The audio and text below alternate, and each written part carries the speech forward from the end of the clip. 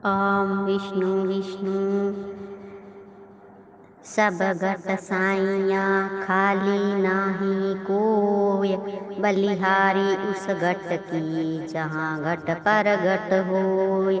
बोलो गुरु जम्बेश्वर भगवान की जय हो।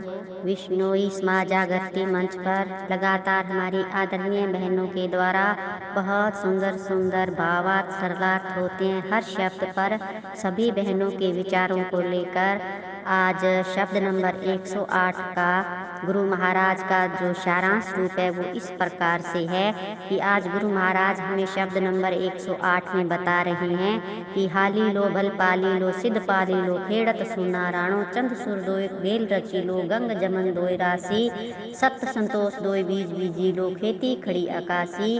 तो यहाँ पर जो गुरु महाराज बहुत ही सुंदर ज्ञान हमें दे रहे हैं। और जहाँ तक देखा जाए गुरु जम्बेश्वर भगवान ने हर एक शब्द जो 120 शब्द है उन सभी में हमें बहुत ही सुंदर तरीके से सरलीकरण करके हमारे जीवन में जो हम ग्रस्ती हैं तो ग्रस्त के ही उदाहरण गुरु महाराज ने दे देकर हमें बहुत ही उत्तम ज्ञान दिया है हर शब्द में।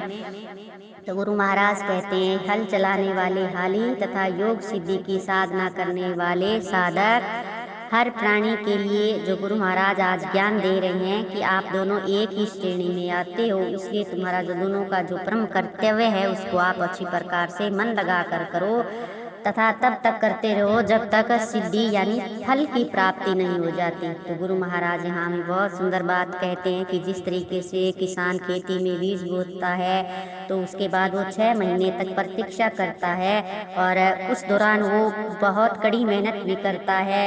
और उसी प्रकार गुरु महाराज कहते हैं कि आपको भी वही योग साधना लंबे समय तक लंबी अवधि के दौरान आपको भी वैसा ही अभ्यास करना होगा। जैसे एक खेती का गुरु महाराज ने उदाहरण दिया एक खेत का, तो उसी तरीके से गुरु महाराज कहते हैं कि आपको भी सिद्धि रूपी जो फल है वो तभी आपको प्राप्त होगा जब आप भी साधना में लगातार आप एक अपनी उत्तम जब खेती करने बैठोगे तो साधना आपको भली प्रकार से करनी होगी। अच्छे मन से एकांत में बैठकर जिस तरीके से खेत हमारे जो गांव के बाहर होते हैं वहाँ और कोई चीज़ नहीं होती, सिर्फ खेत ही खेत होते हैं, तो उसी प्रकार गुरु महाराज कहते हैं कि आपको भी एकांत में बैठकर जहाँ कोई भी नहीं हो, समाज के जो कोई भी बीच में जो बैठकर आप कार्य नहीं कर सकते, कोई साधना आप नहीं कर सकते, क्योंकि हम घर में बैठकर या समाज के बीच में अगर बैठकर कोई साधना करेंगे तो अनेक बाधाएं हमारे अंदर आएगी। इसलिए गुरु महाराज ने हमें कहा कि एकांत में बैठ करके आपको ज्ञान जो अपनी साधना है वो एकांत में बैठकर करनी है। आगे गुरु महाराज कहते हैं चंद सूर दोए बेल रची लो। तो गुरु महाराज कहते हैं जिस तरीके से किसान को खेत में जो हल चलाता है तो उसको 2 बैलों की जोड़ी चाहिए होती है, तो उसी प्रकार गुरु महाराज कहते हैं कि आप जो हमारे शरीर की बात भी गुरु महाराज ने इसी तरीके से बताई कि दोनों चीज़ें एक जैसी ही है।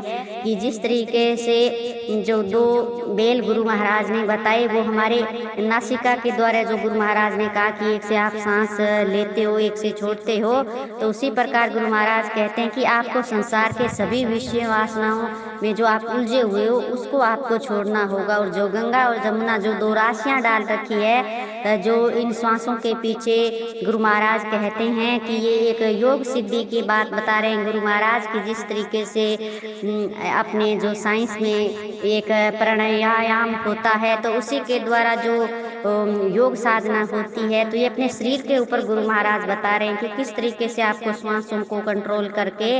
और बाद में गुरु महाराज कहते हैं कि इसी में हमारे अंदर ही गंगा और जमुना ये दोनों हमारे अंदर ही होती है। तो गुरु महाराज कहते हैं कि इनके द्वारा जब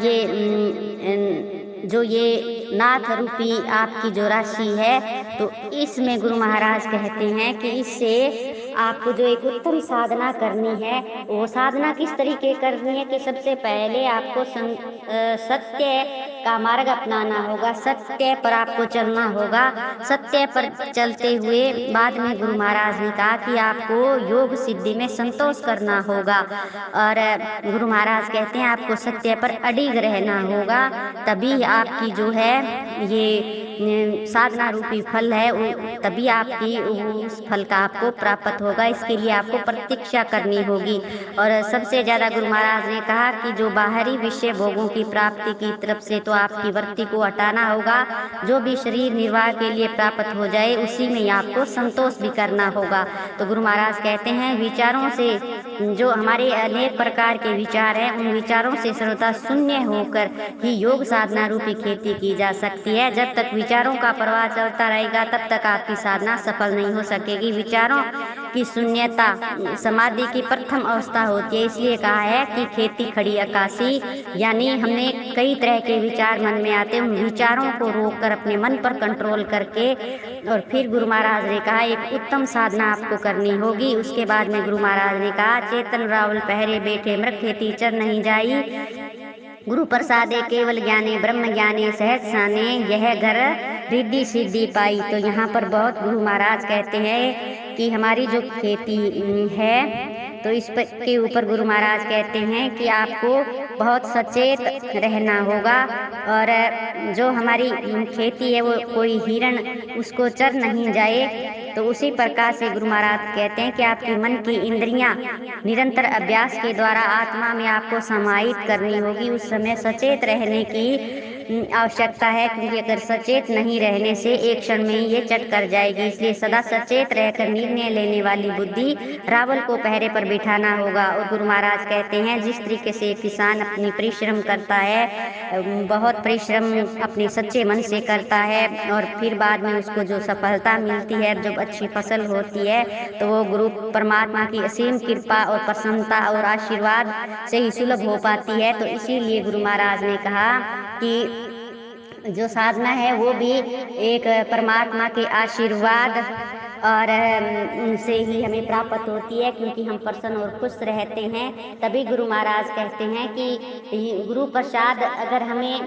परमात्मा का लेना है तो हमें सत्य का मार्ग अपना करके फिर हमें संतोष धारण करना होगा, तभी हमें वो साधना में सफलता मिलेगी। तो गुरु महाराज कहते हैं तभी आपको गुरु जो प्रसाद मिलेगा। और जब परिश्रम तथा गुरु प्रसाद दोनों ही प्राप्त होंगे तब उस योग सिद्धि होगी। तो वह केवल ज्ञान और ब्रह्म ज्ञान में सहज रूप में ही स्नान करेगा। उस समय वह साधक कृत्य कृत्य हो जाएगा। जिस प्रकार किसान को जब लहलहाती फसल तथा उसके फल की प्राप्ति के समय खुशी होती है, तो गुरु महाराज कहते हैं लोगों आप लोग ऐसा ही करो जैसा मैंने बताया है, तभी रिद्धि सिद्धि की प्राप्ति होगी। यह साधना रिद्धि सिद्धि को देने वाली है। तो गुरु महाराज ने आज में बहुत सुंदर ज्ञान दिया कि हमें हमेशा अपनी जो बुद्धि है इस को सचेत रहकर फिर साधना की रक्षा करनी होगी। तभी जो गुरु महाराज कहते हैं कि जो हमारा जो मन है ना, ये मन रूपी हिरण, मन की वृत्ति जो है, जो मन की वृत्ति रूपी जो हिरनियां है, तो वो कहीं अपनी जो खेती को जो उत्तम भगवान की साधना को कहीं खा नहीं जाए। इसलिए मन की इंद्रियों को हमें अभ्यास के द्वारा निरंतर उस आत्मा के परमात्मा को हमें देखना है, सचेत हमें रहना है। बहुत सुंदर गुरु महाराज ने आज ज्ञान दिया कि हमें सचेत रहकर अपनी जो साधना है परमात्मा के प्रति वो किस तरीके की करनी है, ये गुरु महाराज ने आज इस शब्द नंबर 108 में बताया। बोलो गुरु जम्बेश्वर भगवान की जय हो।